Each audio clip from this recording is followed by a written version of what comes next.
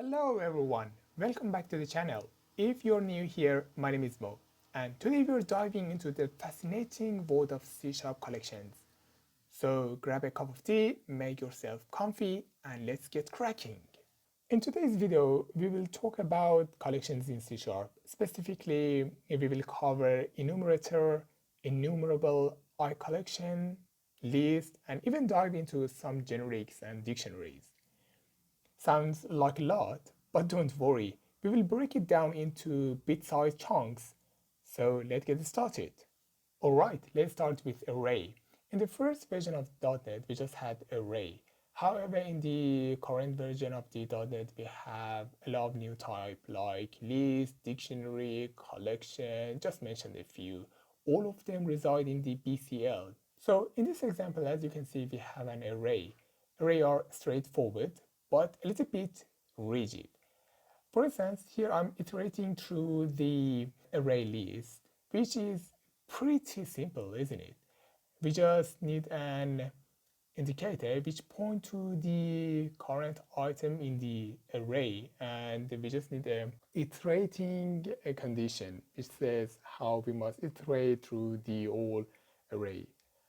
But when it comes to the adding or removing items to the array, it's a real hassle. For instance, each time we're going to add a new element to the array, that is going to occupy a new space in the heap, and it's going to mark the previous one as something to get deleted by GC, which is not efficient, is it? To resolve these kinds of issue, Microsoft team thought about an architecture for all the collections in .NET. They introduced IEnumerator. Let's look at the IEnumerator. IEnumerator is our hero when it comes to iterating through collections without manual labor of managing position. It's an interface, so it indicates it's just an abstract. It has three main parts: current, move next, and reset. Current is pointing to the current element in our array.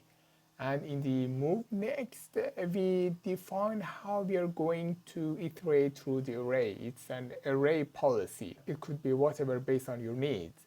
And it's a boolean, so it indicates when we have reached to the end of the array. So when we are inheriting from IEnumerator, we are actually defining the iteration or traverse policy. When we are inheriting from IEnumerable, we are actually indicating that we are a collection. And when a collection inherits from IEnumerable, it's essentially saying, hey, you can use an IEnumerator to iterate through my elements. For instance, consider that I created a new type called list. It inherits from IEnumerable. It means that it's a collection because it's inheriting from IEnumerable. But how we are going to traverse or iterate through its element? We are defining this policy in the IEnumerator. In the IEnumerable, as you can see here, we have a getEnumerator method which return IEnumerator. So at top we have IEnumerable, which means this is a collection. However, this is read-only though, and we can traverse only once through the all elements. Beside IEnumerable, there is another type called ICollection, which has more functionality than IEnumerable. And we have another type called IList, which inherits from ICollection. In the ICollection, we have a more functionality like count. And in the IList, we have a lot more functionality like add, remove, whatnot. Now let's take a closer look at the ICollection. As you can see, ICollection is inheriting from IEnumerable, and it has a lot more functionality like count and whatnot. And at the IList, as you can see, it's inheriting from ICollection and IEnumerable. We can have directly access to the specific elements, or we can add or remove items from the collection. So what is the differences between IEnumerable, ICollection, IList, and when we should use them? Consider that we have a lot of records, 1 million, 2 million, I don't know, a lot of records. So we have different policies to iterate through all these elements. One solution is that I write a for each and iterate through all these elements one by one. So in this scenario, I'm going to load each item once at a time, and I'm going to iterate through all records from top to bottom one by one.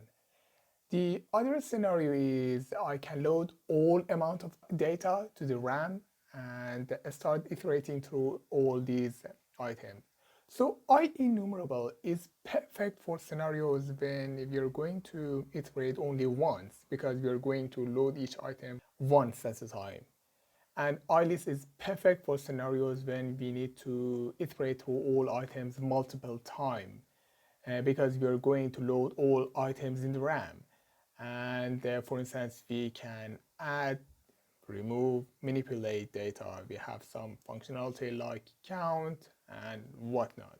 I should mention that Microsoft has introduced a generic form of all these types. We have IEnumerable, ICollection, IList, generic type, and we have iDictionary, which is perfect for some scenarios when we need to store data as a key value, and it's inheriting from IEnumerable, so it says I'm a collection, but data type is like key value.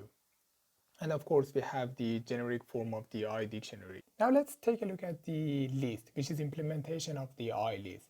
In the list, the thing that really is important is default capacity. As you can see, it is 4. It means that each time you create a new list, in the background, it's going to create an array with default size of 4.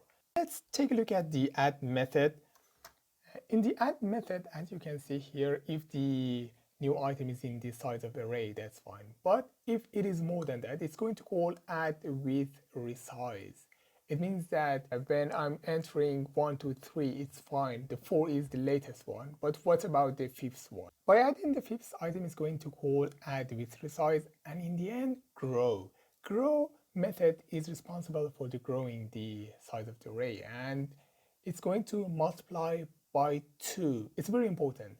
Consider that the fifth item has been entered, so in the background it's going to create a new array with size of 8, and for the next round it's going to create an array with default value of 16, multiplies by 2, as you remember.